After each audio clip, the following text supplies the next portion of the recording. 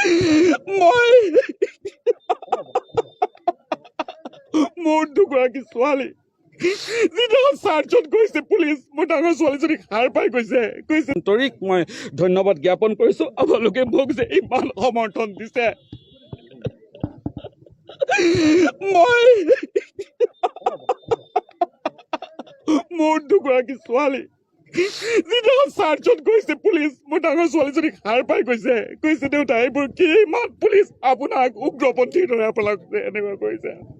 মই কৈছো নহয় তেওঁলোক মোৰ বন্ধু হয় কিবা নিউজৰ কামত আহিছে মই তেওঁলোকৰ লগত নিউজৰ কামত আছো মইতো কোনো অন্যায় কাম কৰা নাই অন্যায় নকৰো প্ৰশ্ন কৰাটো মোৰ কি পাপ হ'ব পাৰে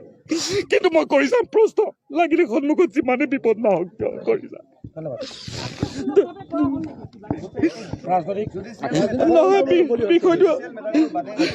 বিষয়টো পিছত